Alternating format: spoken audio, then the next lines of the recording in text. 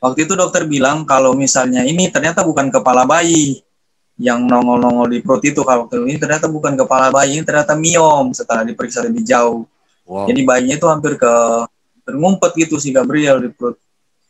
Nah setelah makin jauh diperiksa, kata dokter, kalau nanti Gabrielnya ini bisa lahir normal, ya, miomnya nanti menyusul jadi operasinya.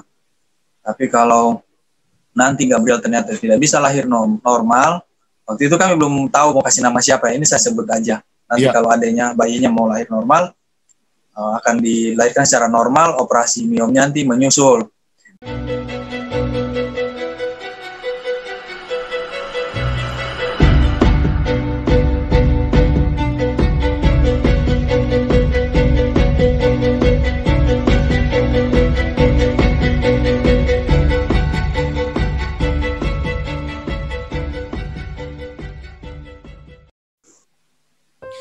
Jumpa lagi bersama Ritson Manyonyo.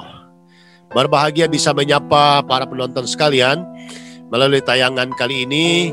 Dan doaku para penonton sekalian selalu hidup berbahagia, beruntung, penuh damai sejahtera, dan sehat serta ceria selalu. Bagi yang belum subscribe, kemudian like, share, and comment, serta menyalakan lonceng notifikasinya agar dapat melakukannya sehingga channel ini dapat berkembang dan mendatangkan manfaat yang besar, dapat memberi pendidikan dan juga bisa memberikan motivasi serta inspirasi bagi sahabat disabilitas sekalian dimanapun mendapatkan program ini. Baik, dan pada saat ini saya sangat berbahagia karena sudah kedatangan tamu spesial, satu keluarga muda. Mereka saya menyebutnya sebagai keluarga atau orang tua istimewa. Mengapa demikian? Karena dalam kehidupan rumah tangga mereka, mereka dikaruniai anak spesial, dan yang membuat saya kagum pada keluarga ini adalah kemampuan mereka untuk menerima dan mengasihi, mencintai tanpa membeda-bedakan anak pertama dan anak kedua dengan keberadaannya masing-masing. Oleh karena itu, mari kita sapa mereka. Salam jumpa Bapak Iwan Baktiar Bandola. Selamat sore, Pak. Salam jumpa Bapak Ritson Manyonyo. Iya. Terima kasih untuk undangannya. Saya juga berterima untuk berjumpa dengan Bapak di Carolina. Terima kasih untuk kesempatan ini. Iya. Semoga melalui kesempatan ini kita bisa sama-sama menjadi saluran informasi, berkat informasi bagi teman-teman keluarga yang lain yang diberi kesempatan untuk mempunyai atau memiliki anak spesial seperti kami. Iya. Sebelumnya saya perkenalkan dulu lebih jelas, saya Iwan Baktiar Bandola, berasal dari Kabupaten Poso, kebetulan sama dengan Bapak Ritson Manyonyo. Iya. Dan saya hadir bersama dengan istri saya, Ibu Carolina. Halo, dari Ibu Sari. Jawa Tengah. Ya. Hai, Ritson. Ya, sehat Bu Sari? Ya. Sehat, puji Tuhan. Kami semua sehat di sini. Ya, saya baru tahu namanya Ibu Carolina. Baik, Pak Iwan juga sehat, Pak? Ya, betul Pak Ritson, sehat. Terima kasih, puji Tuhan. Jadi asli dari Tentena, pinggir Danau Poso, dan istri berasal dari Jawa Tengah. Kemudian sekarang berdomisili di mana, Pak Iwan? Kami sekarang domisilinya di Jakarta Pusat. Jakarta Pusat, luar biasa. Baik, ya. Baik sahabat disabilitas, mari kita dengarkan apa yang ingin disampaikan oleh keluarga spesial ini, keluarga istimewa bagi kita sekalian. Saya persilakan, Pak. Ya, terima kasih untuk kesempatan yang diberikan. Mungkin informasi dan penyampaian ini sekedar sebagai apa yang kami alami, apa yang kami rasakan. Memiliki anak spesial. Saya perkenalkan dulu, nama anak kami itu Gabriel Adibrata Eka Putra Bandola. Sekarang dia sudah berusia 8 tahun.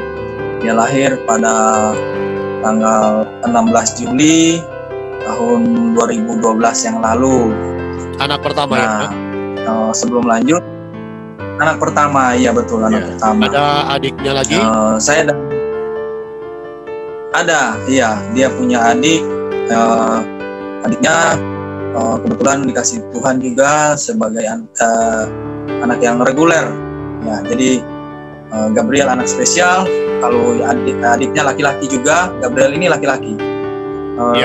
Adiknya namanya Pascalis, kami panggil Aska. Iya. Dia sih reguler ya, anak. Wah. Biasa. Spesial, reguler. 4 tahun. 4 tahun, baik. Silakan Pak Iwan, apa yang ingin disaksikan? Iya, saya sedikit ceritakan. Saya dan istri saya sekarang ini, Bu Sari, kami kebetulan waktu itu sama-sama pelayanan di Yayasan El Safan yang diketuai Bapak Rit sama Nyonyo. Kami sama pelayanan di situ beberapa tahun, kami sama-sama dengan El Safan. Di awal-awal El Safan masih berdiri, kemudian setelah itu kami melanjutkan aktivitas kami, jadi agak sulit lagi untuk terus ikut bergabung dengan Yayasan El Safan. Iya. Nah, tapi setelah itu kami menikah tahun 2010. Kami menikah tahun 2010, 4 tahun kemudian baru dikaruniai putra pertama, yaitu si Gabriel. Iya.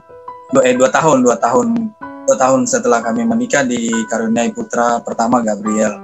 Kemudian 4 tahun kemudian baru dikasih adiknya, putra kedua si Aska.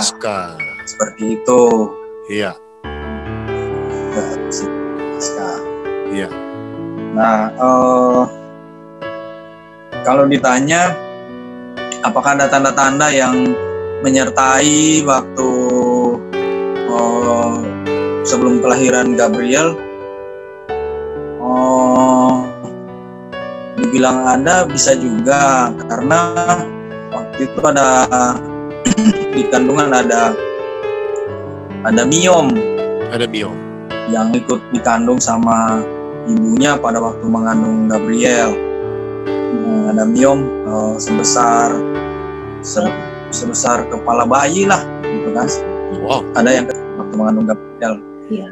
Kayak gitu. Cukup besar. Waktu itu, katanya dokter, itu juga satu keajaiban yang kami rasakan dari Tuhan ya, kalau boleh saya saksikan. Awalnya saya mau cerita dari awal. Waktu itu dokter bilang kalau misalnya ini ternyata bukan kepala bayi yang nongol-nongol di perut itu, kalau ini ternyata bukan kepala bayi, ini ternyata miom setelah diperiksa lebih jauh. Wow. Jadi bayinya itu hampir ngumpet gitu si Gabriel di perut. Nah, setelah makin jauh diperiksa, kata dokter, kalau nanti Gabrielnya ini bisa lahir normal, miomnya nanti menyusul aja di operasinya. Tapi kalau nanti Gabriel ternyata tidak bisa lahir normal, waktu itu kami belum tahu mau kasih nama siapa, ini saya sebut aja. Nanti kalau adanya bayinya mau lahir normal, akan dilahirkan secara normal, operasi miomnya nanti menyusul. Tapi kalau ternyata bayinya nggak bisa normal, nanti harus diangkat, ya udah sekalian dengan operasi miomnya. Nah, waktu dokter berbicara seperti itu, posisinya Gabriel masih normal. Masih normal, masih ada kemungkinan dia akan lahir normal. Iya. Kan seperti itu ya. Nah, itu yang saya ingat. Tapi setelah hari Gabriel mau lahir, dia yang tadinya dalam posisi normal, entah bagaimana dia berputar. Jadi dia harus diangkat karena udah pecah ketuban. Udah pecah ketuban. Gitu. Udah pecah ketuban, harus diangkat bayi, harus lahir bayi. Sesar dadakan. Jadi akhirnya harus sesar. Artinya di dokter langsung mempersiapkan proses untuk sesar. Padahal sebelumnya di catatannya dokter untuk suster-suster dan bidan itu akan lahir normal. Nah, tapi karena waktu pecah ketuban ternyata Gabriel merubah posisi. Berputar Jadi harus kepala di atas. angkat dengan operasi sesar. Iya. Iya, Di atas miom di ya. atasnya miom dia. Oh, Ini letaknya lebih di bawah jalan lahirnya gitu. Gitu. Jadi Gabriel berputar. Nggak bisa turun panggul kepala Gabriel ini. Gitu. wow. Ya, Itu lalu posisinya. apa yang terjadi? Nah, akhirnya dioperasi jadinya operasi sesar untuk pengangkatan bayi, maka sekaligus dengan operasi miomnya gitu. Nah, waktu saya tambahkan ya, Pak Karitson. Ya. Ini pengalaman di operasi pada saat proses itu, dokter memang waktu sebelumnya sudah melihat dari USG-nya itu ada miom, tapi nggak menyangka bahwa miomnya akan ada banyak. Jadi yang sebesar kepala bayi itu memang terdeteksi, tapi yang kecil-kecil itu nggak kelihatan gitu. Yang terlihat yang besar. Waktu proses operasi, waktu proses operasi Gabriel diangkat duluan. Iya. Lalu dokter bilang, wah ini miomnya banyak sekali. Pada saat itu dia baru ngomong karena dia baru lihat kan gitu. Iya. Saya juga cuman bisa bilang, masa sih dok gitu kan, karena nggak selama kita konsultasi dengan dokternya, dokter nggak pernah bicarakan itu gitu, yang miomnya banyak ini gitu. Iya bu gitu kan. Lalu di proses itu dokter tanya-tanya deh ke saya gitu. Sebelumnya ibu pernah ada masalah nggak siklusnya gitu kan? Saya bilang saya sih normal aja, baik-baik aja. Lalu pernah ada rasa sakit enggak gitu kan? Enggak juga dok. Lalu ada satu dokter anaknya yang mendampingi kami operasi. Dokter itu bilang begini, inilah ya dok, yang namanya Tuhan itu luar biasa. Keajaiban. Kalau dia menginginkan anak ini, dia pasti bisa hidup, bisa lahir, meskipun dalam kondisi seperti ini. Amazing. Di saat itu terus saya merenung banget. Lalu ada satu dokter yang membantu juga, itu bilang begini, betul sekali dokter, karena ada pasien lain yang hanya punya miom satu aja, itu nggak bisa hamil. Tapi ini ibu nih, miomnya banyak banget, bisa gitu. Di situ saya merenung ya. Oh my God, bener keajaiban. Makanya Pak kami berdua terus memilih nama Gabriel itu. Dasarnya adalah karena memang Gabriel sendiri adalah kabar sukacita. Kabar sukacita buat kami gitu. Masih belum punya pengalaman, tapi diberikan pengalaman yang luar biasa seperti itu. Rasanya betul-betul kasih Tuhan itu seperti melingkupi kami terus gitu. Bahkan sampai sekarang sih. Itu awalnya Karitson. Ya, sebelum memasuki masa perkawinan, tidak ada pemeriksaan awal dulu tentang semacam medical check up atau apa untuk baik Bapak Iwan maupun Ibu Sari? Kayaknya nggak ada. Kami nggak ada. Karena itu tadi ya, merasa tidak ada sesuatu yang aneh gitu ya. Iya. Betul sekali. Semuanya baik-baik aja, berjalan dengan normal seperti biasa, nggak ada yang kelihatan saya pernah mengalami sakit apa, parah atau seperti apa. Waktu pengangkatan dari mayat penyakit yang berat juga. Waktu pengangkatan miom itu jumlahnya berapa, Bu Sari, atau beratnya berapa? Apakah sempat ditimbang atau dihitung?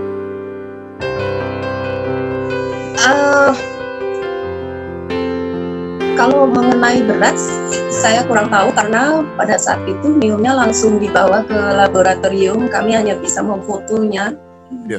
Jadi kalau diberitahu fotonya itu, kalau Karitson tahu cawan ginjal yang suka ada di rumah sakit itu biasanya untuk taruh kapas gitu. Itu miom itu ditaruh di situ. Di cawan ginjal itu setengahnya itu yang besar. Sudah setengah kepala ginjalnya itu. Lalu ada yang kecil-kecilnya lagi itu kalau ke dokter, ini ada yang sebesar bakso. Kalau kita makan bakso lah, tahulah kira-kira bakso sebesar apa gitu. Dan kira-kira ada 5 atau 6, banyak lagi yang kecil-kecilnya lagi gitu. Wow. Jadi satu cawan ginjal itu segitu.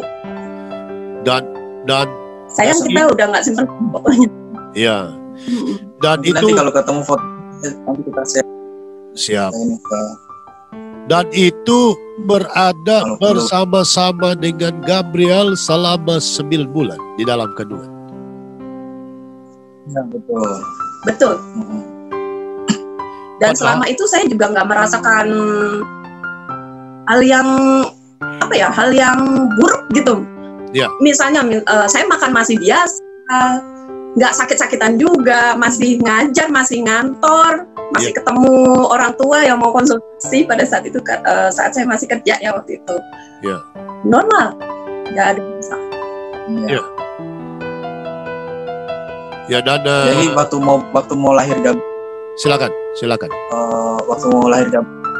Waktu Gabriel mau lahir itu mau berangkat kerja, mamanya mau berangkat kerja pagi-pagi, udah persiapan mau berangkat kerja ya. Iya. Nah terus bilang ini harus ke dokter, kayaknya ada bercak gitu kan. Iya. Jadi udah dikasih tahu sama dokter, nanti kalau ada terjadi tanda-tanda seperti itu langsung segera aja ke rumah sakit. Ya udah, kami di perjalanan sih biasa-biasa aja, nggak itu. Dan sampai di rumah sakit langsung oleh dokter ini harus segera ditangani karena kondisi yang cepat berubah. Iya, sudah ada bercak. Sudah waktunya untuk melahirkan seperti orang yang harus orang melahiran. Cuman prosesnya jadi harus operasi. Saya masih sulit membayangkan Pak Iwan dan Ibu Sari. Itu kan kandungan ruangannya memang spesial dikhususkan untuk bayi. Dan seperti kita tidur lah. Kalau kita tidur di ranjang kita kemudian ada begitu banyak orang-orang itu merasa tidak nyaman dan sempit begitu ya. Karena ruangan kita dipenuhi yang lain. Nah, si bayi di dalam kandungan itu ada dengan sejumlah miom dan apa dampak daripada itu semua? Kalau dampak secara fisik untuk Gabriel sampai sejauh ini, sampai dengan hari ini di usianya 8 tahun, kami nggak melihat ada dampak secara fisik ya. Nggak ada ya. Dari fisik yang kelihatan ya. Tapi kami nggak tahu apa itu penyebabnya, tapi dari seminar-seminar yang kami ikuti selama ini, kan Gabriel jadi anak spesial itu dia penyandang autis sedang.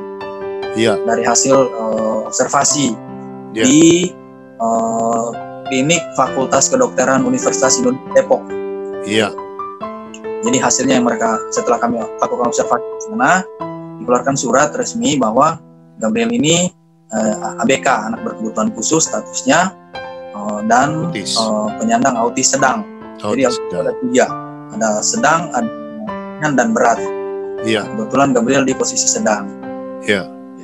Itu pada usia berapa? Nah, memang sudah sampai pada usia berapa? Usia 5 tahun baru 5 tahun. 5 tahun baru diagnosanya kami dapatkan. Memang baru pada usia itu kami ke Fakultas Psikologi UI waktu itu untuk mendapatkan ini resminya sebetulnya anak saya kenapa gitu kan, karena kami kenapa, karena memang dari perkembangannya terutama sekali yang terasa itu dia lambat bicara, speech delay. Jadi kalau rata-rata usia 1 tahun sudah lancar bicara, Gabriel ini belum keluar patah kata pun. Jadi kalau mau sesuatu dia. Nah, kami waktu itu masih belum paham tentang autis. Ya. Masih menunggu. Kami berpikir nanti saatnya pasti dia ngomong. Oh. Tapi kok nggak ngomong? Nggak keluar percakapan 2 arah nih gitu ya. Yeah. Lalu kami akhirnya bawa ke psikolog di UI itu. Baru setelah itu kami ngerti, oh ternyata Gabriel ini adalah autis sedang. Di saat itulah kami mulai mengubah pola pikir, mengubah ya segalanya deh. Iya. Karena memang dari tanda yang kelihatan nggak ada tanda-tanda kalau Gabriel ini, kami juga belum punya pengetahuan yang apa itu autis gitu kan, dan nggak pernah membayangkan Gabriel ini ternyata penyandang autis sedang. Nah, speech delay pun buat kami dengan beberapa masukan atau beberapa support mungkin dari teman-teman yang mengatakan biasa kalau anak laki-laki suka lebih lambat dia kalau bicaranya. Nah, itu budaya ya. Jadi baik saja gitu kan. Nah, tapi setelah sudah tahun, beberapa orang lain juga mendesak, mendorong, termasuk si teman kita Bapak Daniel Nainggolan. Itu waktu kami lagi main ke sana, terus Bapak Daniel Nainggolan menyampaikan, coba kamu bawa ke klinik Universitas Fakultas Psikologi UI. Itu mereka suka ada observasi. Biayanya juga nggak terlalu mahal. Udah diobservasi sama mahasiswa S2 di situ. Kami berapa kali pertemuan sampai akhirnya dikeluarkan surat resmi dari fakultas itu bahwa Gabriel autis sedang. Begitu. Jadi pada usia 0 sampai usia 1 tahun itu waktu proses kelahiran Gabriel menangis atau tidak pernah menangis dan selama 1 tahun tidak pernah mengeluarkan suara? Menangis, Karitson, tetap seperti pada umumnya anak-anak bayi. Usia di bawah bulan nangis aja ya kan. Namun kalau kita lihat dari step perkembangan selanjutnya, harusnya mulai usia 8 bulan itu kan sudah mulai keluar babbling, mama, baba. Nah, Gabriel ada babbling ada, tapi keterusan nggak jadi kata gitu.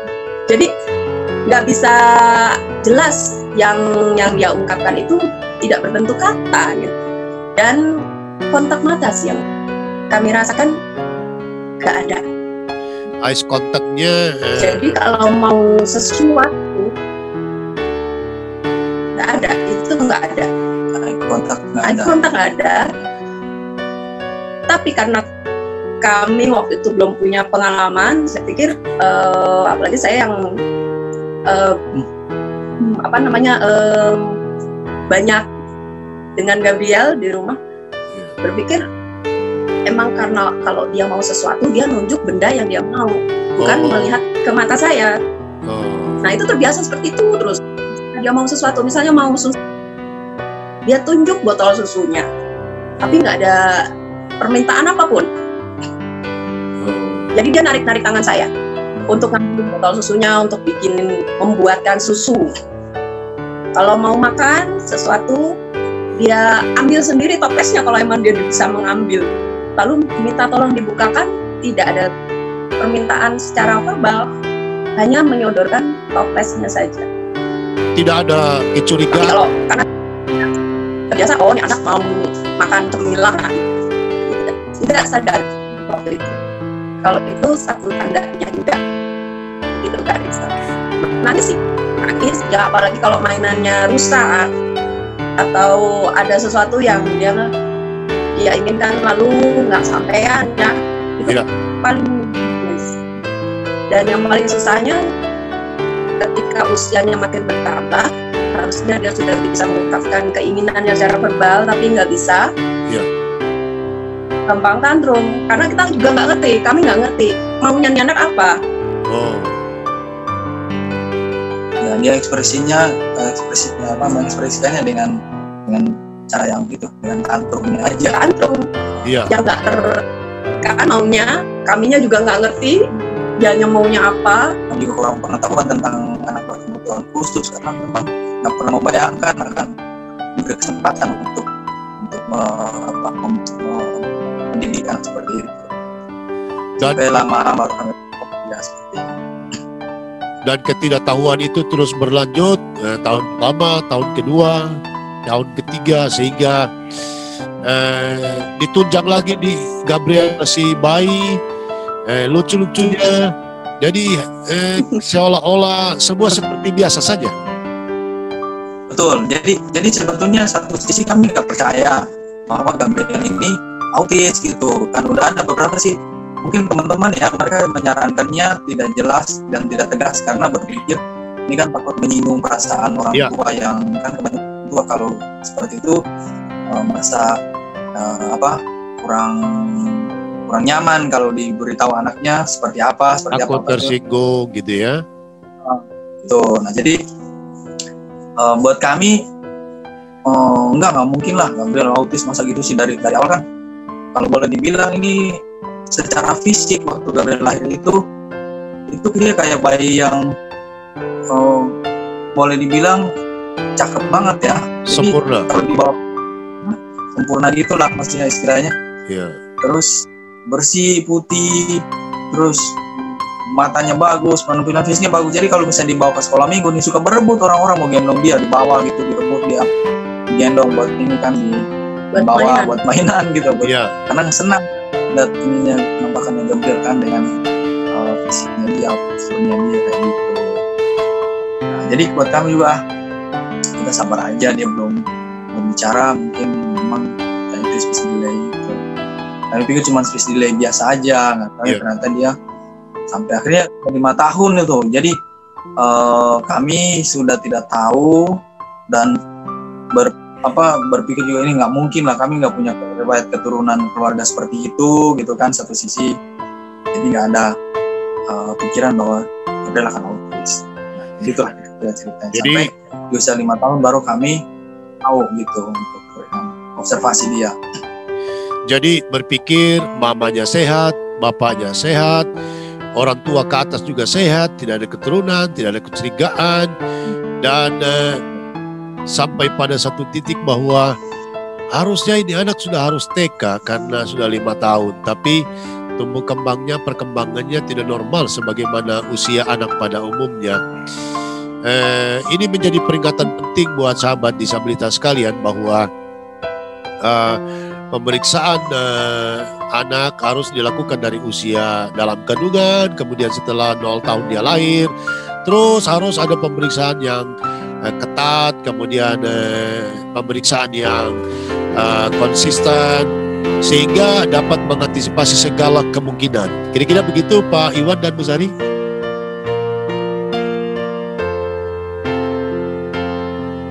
Rasanya ya harus seperti itu. Iya betul sekali Kak Rizal, sebab semakin dini terdeteksi sebetulnya bisa diambil langkah yang cepat gitu. Bagaimana penanganan selanjutnya? Kalau kita tahu dari usia-usia sebelumnya, penanganan pasti lebih baik, lebih cepat, dan mungkin dia akan bisa mengejar keterlambatannya gitu ya. Iya. Mungkin saya tambahkan sedikit Kak Rizal. Di usia Gabriel yang waktu itu umur 3 tahun, saya sudah resign kerja, jadi saya udah nggak kerja kantoran lagi, saya full di rumah untuk mendampingi Gabriel. Tapi waktu itu memang masih trial and error, jadi coba-coba, belum tahu juga bahwa Gabriel ini autis kan, jadi saya ya sekedar mencoba caranya gimana supaya Gabriel ini bisa bicara. Medianya ada di rumah dan yang di sekitar rumah. Saya ajak Gabriel jalan-jalan, saya bicara ngerocos sama dia apapun yang saya lihat dan dia lihat. Misalnya, lihat itu ada bunganya warna merah.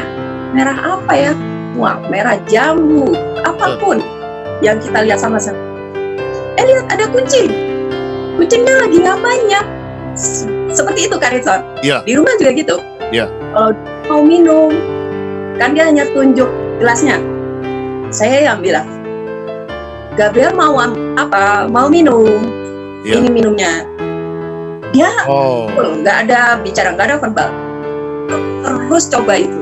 Saya pikir waktu itu saya cuma punya pikiran gini Kak Rizal.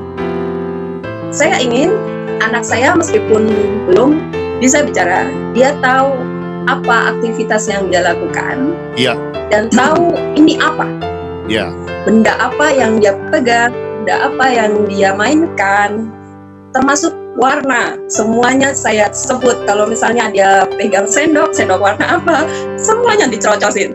Iya. Sampai sekarang begitu. Yang ajaibnya, kalau boleh saya cerita lanjut, begitu Gabriel keluar verbal, itu kami berdua merasa sangat kaget karena Gabriel tahu-tahu sudah tahu warna, tahu nama benda, tahu cara meminta sesuatu. Padahal tadinya tuh itu benar-benar di luar ekspektasi saya pribadi sebenarnya, Kak Ritson. Dan nggak ada cadel ya. Jadi begitu bicara tuh langsung tidak ada cadel sama sekali, langsung los gitu, lancar. Dan itu benar-benar wow, amazing gitu. Gak nyangka. Tapi itu bukan karena saya sih. Saya yakin itu pasti juga karena pertolongan Tuhan terutama bagi kami berdua. Ya, jadi proses berlatihnya itu lebih deskriptif, audiovisual, apa yang dilihat diperkatakan dengan lisan supaya antara yang dilihat mata seimbang dengan didengar telinga, dan kemudian kemungkinan besar daya ingat, daya tangkap, daya simpan memorinya itu sangat kuat sehingga tiba masanya akhirnya semuanya normal. Bisa begitu, Pak Iwan? Iya, kalau seperti itu. Jadi mungkin normal belum ya, tetapi ya masih dengan autis sedangnya. Hanya sekarang dia sudah bisa berkomunikasi dua arah. Sudah bisa menyampaikan sebenarnya. Kita sudah bisa berdiskusi dengan dia, sudah bisa berbicara dengan dia, meskipun tanda-tanda keautisannya masih kelihatan seperti lebih asik sendiri, lebih banyak asik sendiri, lebih senang main sendiri. Kalau misalnya main dengan adiknya, dia lebih senang melihat-lihat saja. Nanti kalau adiknya sudah tinggalkan permainannya, baru dia lanjutkan main sendiri. Misalnya adiknya sudah tidur, dia baru main. Ya, saya ingin dan pasti nggak mau. Saya ingin ke Ibu Sari. Ketika hasil assessment di klinik Fakultas Psikologi Universitas Indonesia pada usia Gabriel 5 tahun, kemudian diberikan surat resmi hasil daripada assessment dan dibaca bersama-sama, ternyata Gabriel divonis autisme sedang. Apa yang ada dalam perasaan Ibu Sari sebagai seorang perempuan atau ibu yang melahirkan Gabriel? Pertama banget, saya rasanya seperti lebih kayak menyesal sih. Menyesal dalam arti gini, kenapa enggak dari sejak dulu waktu dia belum usia segitu sudah ketawa. Itu tadi. Karena saya berpikir kalau cepat tahu pasti kita bisa lebih baik. Nah, selama kita belum tahu, kayaknya udah banyak banget sikap-sikap saya mungkin ya yang nggak tepat penanganannya atau cara pola asuh saya ke dia gitu. Dan itu pasti berdampak banget kan untuk usia dia ke selanjutnya itu, Kak Ritson. Jadi oh my god gitu kan. Ya udah. Tapi terapisnya itu betul-betul menguatkan kami berdua. Terapisnya bilang begini, tidak ada kata terlambat untuk memulai sesuatu yang baru. Tidak ada terlambat untuk mendampingi Gabriel yang masih bisa kejar, masih bisa baik, masih bisa selama kita tetap di jalur untuk bantu dia maksimal. Itu yang benar-benar kami akhirnya oke, ayo sekarang tinggal bagaimana caranya supaya kita bisa bantu anak ini tumbuh maksimal sesuai dengan ciri khasnya dia. nggak bisa disamakan dengan adiknya atau orang lain atau anak-anak lain seusianya dia. Itu yang tantangan terberat. Kami harus lebih istilahnya lebih ngertiin. Iya. Nggak bisa disamakan. Gitu Kak Rizal. Pak Iwan, sebagai seorang ayah, anak pertama laki-laki, sebagai penerus marga besar Bandola. Nah, ini orang Tentena kan ada marganya seperti orang Batak. Kemudian mengetahui Gabriel autisme sedang, apa yang ada dalam pikiran Anda? Waktu itu setelah dapat surat itu agak sedikit berharap sih, ternyata bukan gitu, bosnya dari berharap dibilang seperti itu. Tapi pas dibaca sama terapisnya, saya bilang ya udah, berarti kami dikasih kesempatan Tuhan untuk membantu atau mendidik Gabriel bisa tumbuh lebih baik gitu kan. Karena kalaupun mau disesali, waktu itu bilang, saya kurang ingat sih tepatnya bahasanya seperti apa, tapi yang pasti waktu itu saya tidak terlalu merasa seperti apa ya, karena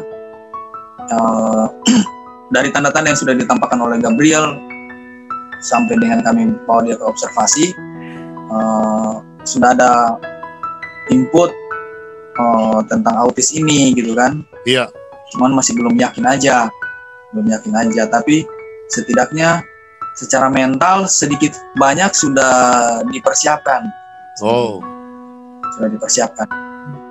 Jadi meskipun membantah bahwa Gabriel nggak mungkin autis, tapi di satu sisi dari penampilan, dari penampakannya Gabriel selama ini, tanda-tanda ciri-ciri yang dia tampilkan itu sudah ada sedikit di mental kita sudah sedikit jadi siap bahwa anak ini menyandang sesuatu sebagai anak berkebutuhan khusus kayak gitu. Jadi nggak terlalu heboh biasa gitu. Oh ya udah, tinggal kita memikirkan apa yang akan kami lakukan, apa yang harus kami lakukan. Kebetulan disarankan waktu itu dengan seperti ini, Bapak Ibu bisa bawa ke rumah sakit Cipto untuk mendapatkan terapi buat Gabriel dengan surat pengantar yang mereka buat dari fakultas psikologinya UI itu. Iya. Jadi Bapak ini sudah tahu masalahnya, kami rasanya tidak perlu berlarut-larut masalahnya. Apa yang harus kami lakukan yang tepat buat Gabriel untuk pertumbuhannya, karena otomatis dia harus membutuhkan pendampingan. Nah kebetulan juga terapisnya waktu itu berjanji akan membantu kami dan kalau perlu dia akan datang ke rumah. Dia datang ke rumah, setelah itu sering terapisnya itu datang ke rumah menemani Gabriel hanya untuk bermain dengan Gabriel. Yeah. Jadi mereka berdua di kamar dengan Gabriel, kami tinggalkan di kamar, dia main membantu terapi Gabriel lebih lanjut. Jadi setelah kami tidak bawa Gabriel ke klinik psikologi UI, terapisnya mau bantu kami. Dia datang ke sini ke tempat kami, sering ketemu dengan Gabriel, lalu membantu kami dengan beberapa arahan bagaimana apa yang harus kami lakukan. Baik. Nah, tentu siapkan. Ya, Ibu Sari, di momen apa atau apa yang mempengaruhi atau di titik balik mana benar-benar Ibu Sari dan Pak Iwan 100% menerima keberadaan Gabriel sebagai anak sesungguhnya tanpa ada sedikit pun rasa kekecewaan dan penyesalan, Ibu Sari? Kalau saya kecewa tuh nggak ada, Kak Rizal. Ya. Nggak ada sama sekali. Menyesal hanya pada saat kenapa nggak dari dulu kita tahu, itu saja. Setelah tahu, lanjut. Kami fokus untuk apa selanjutnya yang terbaik buat Gabriel. Kalau ditanya titik balik, ya bisa dikatakan sih sebetulnya pada saat diagnosa itu keluar, saya langsung menerima sebetulnya, nggak yang ada apa ya, kalau tadi suami saya mengatakan yang berlarut-larut sedih atau apa, tidak seperti itu sih saya. Yeah. Jadi kamu tuh langsung what next buat Gabriel. Yeah. Gitu. Tanya titik baliknya di mana ya pada saat itu. Pada saat saya membaca diagnosa seperti itu, di situ titik balik. Oh iya, dia Gabriel adalah anak berkebutuhan khusus yang butuh tetap kasih sayang kami dengan pendekatan yang berbeda, dengan suasana rumah yang berbeda dari sebelumnya. Yeah. Dan saya sih akhirnya lebih ingin banyak tahu bagaimana cara mendampingi Gabriel, begitu Kak Risa. Ya, Pak Iwan, ada yang mau disampaikan soal itu? Ya, kalau ditanya itu buat kami, saya rasa ya nggak ada yang itu tadi. Pokoknya dari sejak saat itu yang kita pikirkan adalah bagaimana membantu Gabriel untuk mempersiapkan dirinya menghadapi kehidupannya nanti, yang paling penting. Karena kami kan tidak akan selalu sama-sama dengan dia. Yeah. Sampai saat ini setelah tahu ini loh masalahnya, dan masalah ini tidak akan selesai, tidak akan berhenti, sebab yang kami diberitahu setelah mengikuti beberapa seminar dan kesempatan ikut belajar, autis itu tidak bisa sembuh, hanya bisa diminimalisir. Efeknya. Ya. Ya, diminimalisir. Sembuh nggak mungkin. Ya. Hanya bisa ditekan, kurangi supaya dia bisa, karena ini kan yang lebih ke sosialisasinya, itu yang paling, kalau dari segi akademis dan lain-lain, anak autis itu tidak punya masalah. Bahkan kalau kita ketemu sesuatu yang dia minati dan bisa kita fokuskan ke situ, dia akan berprestasi di situ. Hanya dia masalah sosialnya yang harus dibantu. Wow. Nah, buat kami sekarang yang saya selalu pikirkan adalah bagaimana supaya masa depannya Gabriel itu bisa lebih baik, bisa mandiri. Iya. Itu buat Gabriel. Dan kalau buat adanya Aska, selalu saya kesana, dia akan menjadi penopang buat kakaknya. Nah, dalam konsep dasar inilah kami membantu mereka berdua, mendidik mereka berdua supaya ada tumbuh rasa saling melindungi, mengasihi, terutama buat si Aska. Jadi dari kecil harus dibina supaya Aska menyadari bahwa abangnya ini berkebutuhan khusus, beda perlakuannya, namanya spesial, beda khusus. Jadi dalam kesehariannya, misalnya contohnya kalau mereka bermain, selalu kami arahkan supaya adanya si Aska bisa membantu abangnya, Gabriel. Jadi mengerti keadaannya si Gabriel, karena dia lebih gampang sensitif, dia lebih gampang tantrum. Jadi Aska bisa membantu, memberi pengertian kepada abangnya gitu. Dan itu mulai kelihatan bahwa Aska menjadi seperti abangnya buat si Gabriel, tapi penghormatannya tetap si Gabriel yang kakak, dia harus hormati kakak dia sebagai kakak. Tapi dalam hal teknis, dalam hal praktis, dalam hal melakukan banyak hal, Aska yang harus lebih bisa membantu, memberikan pengertian, memberikan arahan kepada kakaknya. Luar biasa. Itu sebabnya. Ya.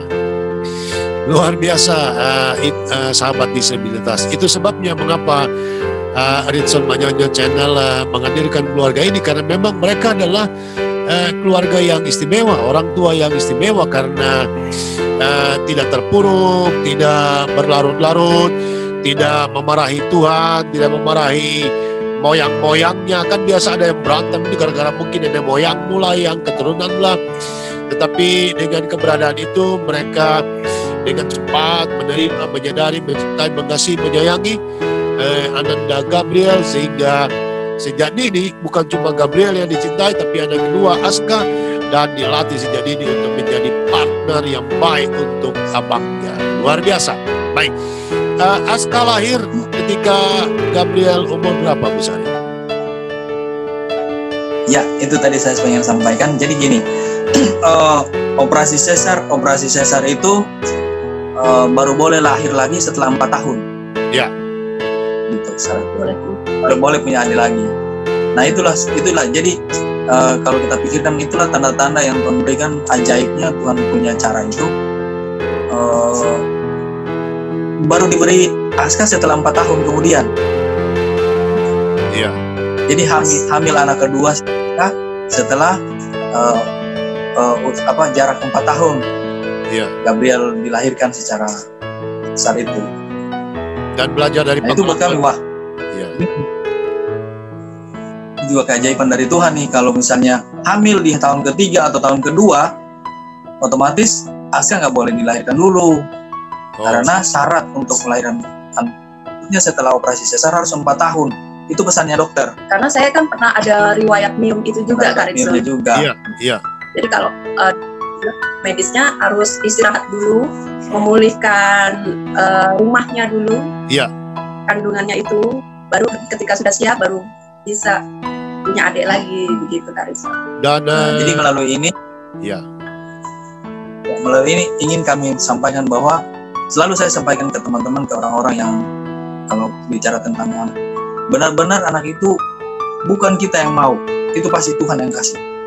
Dari kasusnya Aska lahir di tahun keempat saja, itu sudah mengingatkan kami bahwa kenapa dia nggak hamil di tahun ketiga, kenapa dia nggak hamil di tahun kedua, atau kenapa nggak lahir di tahun kelima setelah Gabriel lahir. Tapi Tuhan kasih di tahun keempat untuk mengingatkan bahwa aku yang ngatur anakmu, aku yang ngatur Gabriel lahirnya ke kamu, bukan ke orang lain. Aku yang ngatur Aska akan lahir di tahun keempat buat nemanin Gabriel. Karena waktu itu kami berpikir udah nggak ada tahun kedua lahir, nggak ada tahun ketiga lahir. Meskipun sudah ada pesan bahwa harus di tahun keempat baru boleh lahir, kami tetap biasa menjalani kehidupannya. Tapi Tuhan baru kasih di tahun keempat. Jadi itu mengingatkan kami bahwa anak ini benar-benar dikasih ke kami untuk menjadi berkat bagi kami, untuk kami bantu pertumbuhannya. Gitu. Soal bagaimana bentuknya yang diberi ke kami, rasanya itu Tuhan punya rencana buat mereka masing-masing. Kami hanya punya tanggung jawab. Seperti apa? Itu Tuhan yang kasih. Dia kasih maunya Gabriel autis, sedang Aska reguler. Kalian atur itu tanggung jawab yang saya mau berikan buat kalian. Saya berpikirnya seperti itu, pesan dari Tuhan. Jadi, oke, terima kasih. Dan saya pengen kasih tahu, mungkin ini tidak penting ya, tapi buat saya ini buat saya ini termasuk sesuatu yang penting. Saya ini nggak tahu kenapa ya, suka dengan angka saktinya orang Yahudi. Maaf ya, karena saya kan menganut agama Nasrani, jadi saya suka dengan angka 7 dan angka 3. Itu angka saktinya orang Yahudi buat saya, yang saya tahu ya. Nah, saya mau kasih tahu, Gabriel itu lahir tanggal 16 bulan 7 2012. Ya kan? Tanggal 16 itu bagi saya angka 7. Bulan Juli itu bagi angka 7. Kalau dijumlah-jumlahkan ya 07, terus tanggal 16 1 dengan 6 jadi 7, terus 07. Karena terus tahun 2012 itu kalau disatukan jadi angka 3. Saya begitu seperti itu. Kemudian dilahirkan lagi si Aska. Aska dilahirkan 4 tahun kemudian di tanggal waktu itu setelah mengatur tanggal dengan dokternya, jadilah di tanggal 30 bulan 3 2016. Jadi kalau Gabriel itu 7 tanggal 7 dan 3 kalau dijumlahkan, Aska itu 3 dan 7. Jadi nggak jauh-jauh dari situ. Itu masih makin memuatkan saya betapa kan Tuhan berhenti di hari ke-7 ciptakan, ya kan. Terus Tritunggal 3 gitu kan, bangkit pada hari yang ketiga. Jadi angka itu buat saya penting.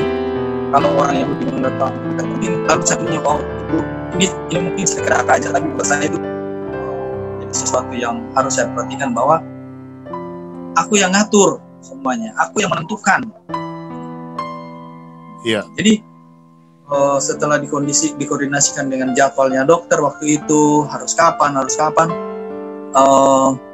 akhirnya yang Aska itu lebih mengingatkan, lebih menunjukkan lagi kami supaya meskipun itu operasi memang, Gabriel juga operasi sesar, tapi hari itu adalah tanggal 16 bulan 7 baca ketubangnya. Bukan kenapa di tanggal 15, kenapa bukan di tanggal 17 gitu kan, baca ketubannya selisih 1 hari aja saya gitu. Tapi di tanggal itu, lalu di tahun 2012 lalu terjadi dengan Aska. Setelah diatur-atur tanggal tanpa sadar, ternyata itu tanggal 30 bulan 3 2016. Jadi kalau Gabriel 37 Aska menjadi 337, kalau Gabriel 77 nanti. Jadi gak jauh dari situ. Itu kalau dari segi angka sakti orang. Iya. Luar biasa. Gitu. Maaf saya karena itu yang saya maaf. Hitung-hitungannya luar biasa. Ya, hitung-hitungannya luar biasa. Ibu Sari, belajar dari pengalaman Gabriel, setelah akan hamil atau hamil pada anak kedua, tidak ada perasaan deg-degan atau perasaan khawatir jangan-jangan anak kedua akan seperti kakaknya, sehingga pemeriksaan lebih intens, lebih akurat dan seterusnya. Bagaimana prosesnya? Waktu hamil Aska, saya lebih banyak pasrah, Kak Rizwan. Iya. Waktu kami memutuskan untuk memberi nama Gabriel, itu sebetulnya dalam hati saya sendiri itu saya merasa diingatkan bahwa malaikat pembawa kabar sukacita kepada Bunda Maria. Bunda Maria bilang begini kan, terjadilah padaku menurut perkataanmu. Itu yang saya pegang terus, Kak Rizwan. Iya. Sampai hari ini, saya tuh nggak bisa apa-apa tanpa Tuhan, beneran. Cuma karena Tuhan aja yang menguatkan kami berdua, kami bisa sampai hari ini seperti ini. Nah, waktu hamil Aska, itu lagi yang saya pegang. Nggak tahu apa rencana Tuhan, tapi terima kasih banyak karena diberi kesempatan untuk hamil Aska. Iya. Yang pada saat itu kami sedang lagi fokusnya Gabriel, tapi terus juga harus memecah fokus akhirnya ke Aska juga. Yeah. Karena sedang hamil pasti butuh perhatian khusus juga. Ya, jadi dokter sudah memastikan tidak bisa normal. Ya, tidak bisa normal. Dari awal bilang harus sesar. Karena ari-arinya itu yang tempat dia makan di kandungan, itu tubuhnya nutupin jalan lahir. Jadi nggak bisa kalau nggak sesar, nggak bisa masuk, nggak bisa keluar kepalanya bayi nanti karena ada ari-ari di bawah situ. Nah, saya juga bingung kan, kok bisa tubuhnya di situ di bawah. Tapi dokter punya analisa kemungkinan karena itu adalah tempat terbaik bisa tumbuhnya ari-ari. Nah, kalau kita bayangkan pembuahan gitu ya yang terjadi di dalam perut itu pasti nempelnya di tempat terbaik ya kan, Kak Rizwan? Iya. Dan adanya di bawah, gimana lagi? Ya kan, adanya di situ. Mungkin karena dulu saya punya riwayat miom itu, terus ketika diambil miomnya dinding rahim udah nggak bagus lagi, tempat terbaiknya di situ, di bawah. Nah, itu mengingatkan saya lagi, Kak Rizwan, bahwa apapun, bagaimanapun kondisinya, kelihatannya buat manusia itu susah, kelihatannya buat manusia itu kayaknya nggak mungkin, itu bisa terjadi karena Tuhan yang ngatur, seperti kata suami saya. Kalau dia mau tumbuh di situ di bawah, dia akan tumbuh di situ dan jadi besar di situ. Aska akhirnya ada di atas, ari-arinya di bawah, nutup jalan lahir, dan makanya ada sesar terencana di tanggal itu tanggal terbaik. menurut dokter dan adik bayinya sudah matang, sudah sehat, boleh di tanggal itu. Begitu Kak Ritson. Ya, dan jadi kalau di Ya, silakan. Kalau dibilang deg-degan sih karena ya pada saat mau ini aja sih, mau operasi. Oh, oke. Mau dilancarkan aja. Ya. Tapi kalau deg-degan ini nanti jadinya normal atau spesial lagi, itu nggak ada sih. Lebih ke pasrah. Saya benar-benar pasrah. Apapun yang Tuhan mau buat keluarga kami terima. Kami hadapin, ayo kita berjuang sama-sama. Begitu Kak Ritson. Luar biasa. Ya. Dan memang juga selama Gabriel masih sendiri, sejujurnya kami nggak pernah merasa menyesal punya anak autis gitu kan. Iya. Sekarang bagaimana respons Gabriel terhadap lahirnya adiknya? Apakah tidak ada cemburu atau sekarang Aska memandang abangnya kayak begini, ada yang unik, ada yang aneh kah? Bagaimana hubungan mereka berdua? Ya, kalau yang saya lihat sih normal ya, rasa cemburunya anak pertama dengan kelahiran anak kedua itu ada sedikit. Dia kadang suka cari perhatian, supaya lebih diperhatikan atau seperti apa, tapi ya masih dalam taraf yang normal sih. Masih normal. Gitu. Paling dia mau disayang gitu. Ya udah kita kasih sayang, kita peluk gitu kan. Kita minta gitu. Waktu saya masih hamil Aska, ya. Kebetulan karena waktu itu juga saya nggak kerja, jadi waktu perut sudah mulai membesar, saya beritahu Gabriel. Iya nih Gabriel nih. Salam dulu. Hai. Ini ada Gabriel, Kak Rizan. Halo Gabriel, anak spesial, anak hebat. Halo. Ya, anak hebat biasa. Halo. Hai, keren. Wah, cakep. Ya, dia lanjut lagi Kak Rizan. Ya, silakan. Ya. Udah mulai karena hamil Aska itu saya suka kasih tahu Gabriel bahwa nanti Gabriel akan punya adik. Oke. Ini adiknya masih di mama. Mau nggak pegang perut mama, mau sayang adik. Oke. Terus saya gituin terus setiap hari. Saya percaya bahwa ikatan batin saudara kandung itu ada sejak adiknya masih di dalam kandungan. Iya. Jadi saya pupuk itu, saya ajak Gabriel sayang sama adiknya dari sebelum dia lahir. Iya. Dia mau pegang perut saya, mau sayang, elus. Nanti Aska pun merespon loh Kak Rizan. Aska di perut, dia merespon bisa ke atas. Ya, itu amazing banget buat saya, itu luar biasa. Ya. Dia paling enggak dia tahu bahwa dia mau punya adik. Jadi nanti ketika adiknya lahir, dia nggak kaget, ini siapa? Kok mama sama dia terus? Kan? Saya ngantisipasinya itu. Oke. Tapi ya itu, awal-awal dia masih kaget sih. Iya. Kok tiba-tiba ada adik lagi? Tapi karena kami terus kasih tahu ini namanya adik Aska, adiknya Kakak Biel. Sekarang Kakak Biel jadi kakak. Lama-lama dia ngerti. Baik. Luar biasa, amazing. Dan akhirnya Aska di usia sekolah 5 tahun dan sekarang sudah 8 tahun. Bagaimana Gabriel maksud saya, dia menikmati pendidikan?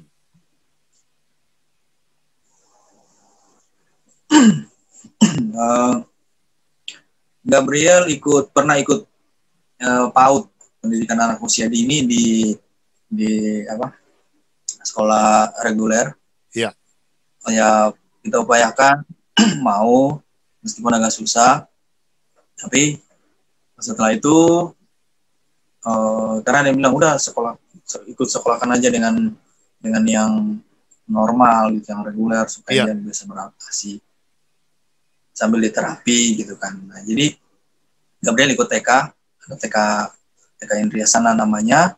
Terus juga ikut terapi. Cuman karena ini lagi pandemi kemarin, mulai itu udah nggak ada kegiatan tatap muka. Iya. Gitu. Jadi ya udah kita terapi di rumah aja yang bisa kita aja. Pokoknya kan yang penting itu apa sih namanya, terapi okupasinya itu ya, ditingkatkan gitu. Untuk kemandirian juga gitu kan, sering dibantu gitu. Jadi kami suka nggak terlalu banyak membantu dia untuk misalnya ambil apa itu ambil sendiri, kamu udah gede, kamu harus bisa. Dia udah besar gitu kan, dilatih. Supaya dia terbangun konsep bahwa dia udah besar, dia udah bertumbuh. Oh iya, satu hal ini yang pengen kami sampaikan juga, barangkali ini mungkin perlu. Jadi Gabriel ini agak susah ya, anak seperti ini memang agak butuh kesabaran dan butuh waktu untuk satu hal, udah dari satu poin ke poin yang lain. Mungkin semua orang tua autis sudah pernah tahu. Gabriel ini baru bulan 11 ini, persis tanggal berapa kemarin dia mau mulai pakai celana dalam, lepas pampers gitu. Jadi selama ini kalau habis mandi dia harus pakai pampers terus maunya. Nggak mau pakai celana tanpa pakai pampers gitu kan. Gitu. Terus sampai akhirnya kemarin ini kebetulan saya juga udah WFH, terus jadi kami sama-sama di rumah bantu. Kita dalam tanda kita paksa Gabriel supaya dia akhirnya sudah dia mau gitu. Dan ternyata nggak sesulit yang akan kalian bayangkan, bahwa dia akan mungkin ngompol di celana, atau waktu tidur dia ngompol karena biasa selama ini kalau mau pipis tinggal pipis saja karena ada kan. Ternyata nggak seperti yang kami bayangkan. Dia mau kencing, dia ke tempat dia mau buang air kecil yang sudah kami kasih tahu di tempatnya, ya udah dia lakukan seperti itu. Gitu. Sudah adakah tanda-tanda potensi-potensi yang sekiranya menurut Pak Iwan dan Bu Sari yang bisa dikembangkan ke depan, apa yang sedang diperlihatkan oleh Gabriel dalam kehidupan keseharian?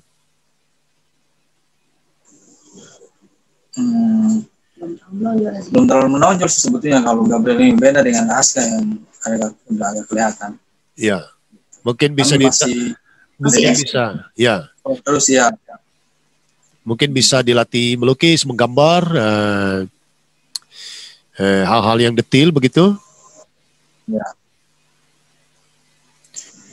Kalau seperti itu sudah sering kita lakukan juga. Jadi misalnya kasih alat tulis atau apa untuk dia menulis atau menggambar, cuman dia masih cepat bosan ya, cepat gitu. Jadi masih dan akhirnya Pak Iwan dan Bu Sari tingkatkan ke kemandiriannya. Silakan.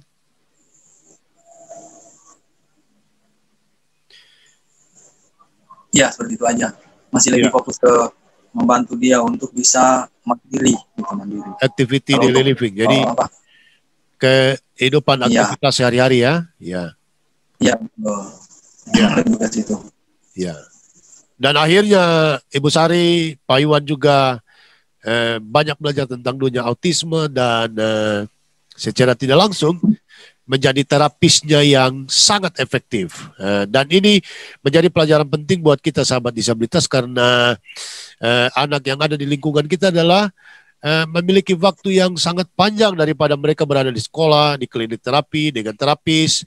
Tetapi dengan keluarga lah mereka lebih banyak menghabiskan waktu. Oleh karena itu, penerimaan yang kuat, penerimaan yang sempurna, penerimaan yang tulus, yang suci, itulah obat yang paling cepat untuk membuat anak autisme bertumbuh, berkembang, dan mengalami banyak perubahan. Nah, Ibu Sari, apa yang bisa diberi, apa yang bisa Anda sampaikan kepada keluarga-keluarga yang mungkin sekarang juga lagi bingung atau lagi pusing, lagi stres, anak saya kenapa begini, kenapa begitu, dan dari perbincangan ini mereka tahu kok tanda-tanda Gabriel sama dengan anak kami. Apa yang Ibu bisa sampaikan kepada mereka?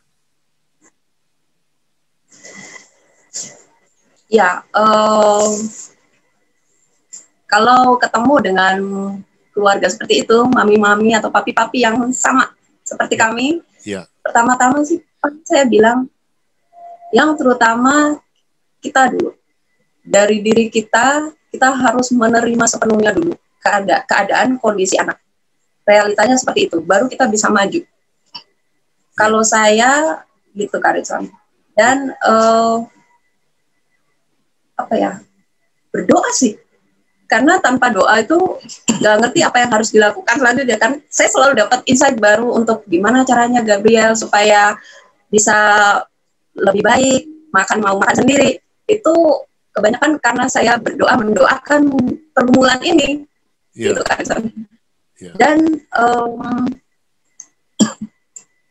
yang berikutnya, betul seperti yang tadi Carson sampaikan, nggak ada orang lain yang sebaik orang tuanya sendiri dalam hal mendampingi anak, membantu anak. Kalau bukan orang tuanya sendiri, kita yang jadi pejuang buat anak kita sendiri, siapa coba? Mungkin ada omnya, ada tantenya, ada omanya, ada opanya, tapi kami yakin orang tuanya sendiri itu akan lebih membuat anak spesial ini menjadi lebih cepat berkembang baik, gitu Pak Arison. Jadi saya berpikir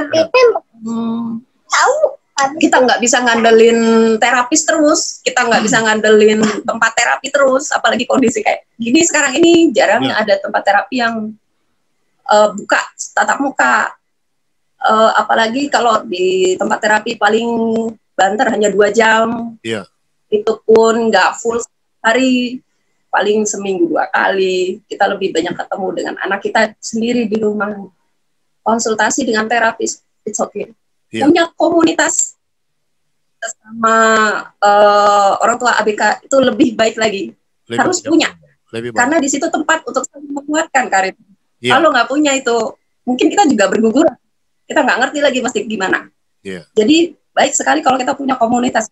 Kita belajar, kita sharing pengalaman. Karena kita nggak pernah bisa jadi orang tua sempurna buat anak kita, model apapun, entah itu yang ABK ataupun yang bukan ABK.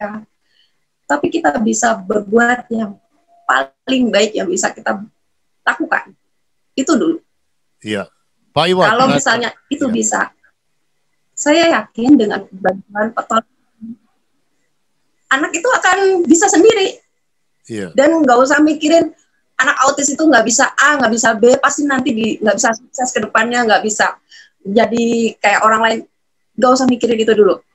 Karena kami sudah mengalami dari Gabriel dalam kandungan, mujizat Tuhan itu terus terjadi dalam hidup kami, mulai dari dia bisa lahir dengan adanya biung, mulai dia bisa bicara terus langsung lancar. Banyak lagi Karisan, pengalaman-pengalaman oke banget yang buat kami itu luar biasa, amazing, di luar ekspektasi kami. Jadi coba aja semua yang bisa kita lakukan untuk anak spesial kita ini, anak berkebutuhan khusus apapun aja. Nggak usah dengerin judgement yang menjatuhkan.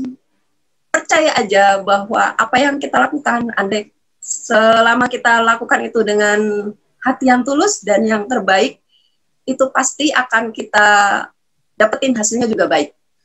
Begitu Kak Rizwan. Baik, Pak Iwan, singkat saja. Apa yang Anda ingin sampaikan seandainya ada ayah di luar sana yang menyaksikan tayangan ini dan juga punya pengalaman yang sama, punya anak berkebutuhan khusus, mungkin bukan autis, tapi bisu tuli atau tidak punya kaki atau buta dan lain sebagainya. Kemudian tiba-tiba dia merasa, wah saya sial, saya harus meninggalkan anak ini atau saya harus membuang, atau bahkan mungkin saya ingin berpisah, bercerai, mungkin mencari lagi pasangan supaya anak normal dan lain sebagainya. Sebagai ayah, apa yang ingin Anda sampaikan kepada para ayah-ayah di luar sana? Kalau saya boleh menyampaikan, menurut saya perlakukan aja semua anak yang kita terima itu sebagai anak normal. Gitu. Tidak perlu pikir tentang sulitnya menghadapi atau menerima kenyataan anak seperti itu. Tidak. Sebab seperti yang saya tadi waktu di awal, itu pasti Tuhan yang kasih. Kalau Tuhan kasih sesuatu, dia pasti punya rencana yang indah buat si anak dan buat kita juga. Harus ada konsep berpikir seperti itu. Itu yang harus menjadi dasar iman yang ada di kita, bahwa ini Tuhan yang kasih. Anak itu pemberian dari Yang Maha Kuasa. Gitu. Iya. Kalau kita terima dia dengan bentuk seperti itu, bahwa ini titipan Tuhan buat kita, pasti Tuhan punya rencana. Baik. Entah buat kita dan juga buat si anak. Nanti Tuhan yang akan bantu bagaimana proses kedepannya buat si anak. Kita hanya punya tanggung jawab sungguh-sungguh untuk membantu pertumbuhan dia.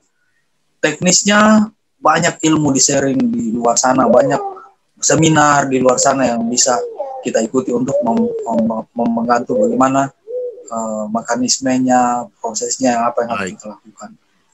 Yang penting adalah kita harus punya pikiran bahwa anak itu titipan dari Yang Maha Kuasa. Dan kalau dia berani menitipkan kepada kita seperti itu, artinya dia percaya bahwa kita bisa melakukan seperti itu. Kenapa kami hanya dititipkan anak autis sedang, bukan berat, atau bukan ringan? Pasti Tuhan tahu kami kemampuannya di sedang. Baik. Gitu. Jadi, rasa-rasanya seperti teman-teman yang lain, kalau punya ABK yang seperti itu, ya itu yang Tuhan tahu bahwa teman-teman punya kapasitas untuk bisa membantu pertumbuhan anak dengan kondisi seperti itu. Pasti, nggak mungkin salah, pasti. Iya. Pasti benar. Luar biasa, nggak mungkin salah, pasti benar Tuhan menitipkan anak-anak di sekeliling keluarga dan rumah tangga kita masing-masing. Dan itu sebabnya Pak Iwan dan Ibu Sari adalah orang tua istimewa di tayangan kita kali ini, karena memang mereka orang tua istimewa yang dengan segala ketulusan dan cinta menerima Gabriel dan Aska, dan mereka happy, dan mereka juga tidak pernah hidup berantakan, jatuh miskin, tetapi selalu ada cara Tuhan untuk melindungi keluarga ini. Luar biasa. Sahabat disabilitas, kita berbangga hati dan berbahagia karena bisa mendengarkan, menyaksikan apa yang telah diceritakan oleh Pak Iwan dan Ibu Sari pada pertemuan kita kali ini. Luar biasa. Terima kasih Pak Iwan dan Ibu Sari, kita sudah ada di akhir tayangan ini. Sungguh saya bangga dapat mengikuti dan mendengarkan cerita Pak Iwan dan Ibu Sari. Kapan-kapan nanti bisa kita ngobrol lagi ya. Baik, terima kasih, betul, setuju. Baik. Oh iya, kalau boleh saya sedikit, untuk yang kami lakukan buat Gabriel dan juga Aska adalah ketika mereka tidur, di awal tidur mereka kami suka berdoa di kupingnya. Iya. Berdoa di kupingnya, menyampaikan pesan bahwa Tuhan mengasihi mereka. Tuhan sayang Gabriel, Tuhan sayang Aska. Itu lalu kami suka sering kami bisikan di doa di kuping sebelum di awal ketika mereka mau tertidur. Jadi kami seperti memasukkan satu pesan memori di memori mereka supaya bahwa Tuhan mengasihi mereka. Tuhan akan bantu pertumbuhan mereka, dan kita juga berdoa Tuhan seberat apapun kerusakan yang terjadi di jaringan otaknya Gabriel, Tuhan bisa bantu pulihkan, Tuhan bisa betulkan. Jadi kami hanya mau percaya Tuhan yang kasih, Tuhan juga yang bisa betulkan. Nggak mungkin Tuhan nggak bisa betulkan, hanya kami harus bantu dengan membantu Gabriel dengan melakukan hal-hal teknis yang wajib kami lakukan, kayak gitu, Pak Ritson. Luar biasa, luar biasa. Ya, sahabat disabilitas, untuk bisa menjadi orang tua istimewa yang diberi anak spesial, oleh karena itu marilah kita bisa melihat apa yang tidak bisa dilihat oleh mata orang biasa.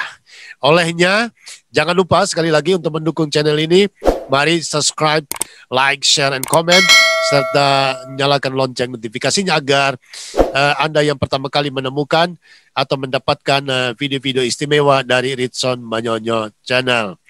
Dan sampai jumpa di tayangan kita selanjutnya. Jangan lupa pesan Ibu, pakai masker, cuci tangan dengan sabun di air lam mengalir, kemudian jaga jarak dan jauhi kerumunan. Ritson Manyonyo, Iwan Baktiar Bandola, Ibu Sari, serta Ananda Gabriel dan Aska untuk keluarga istimewa. Salam sehat untuk kita sekalian. Dadah.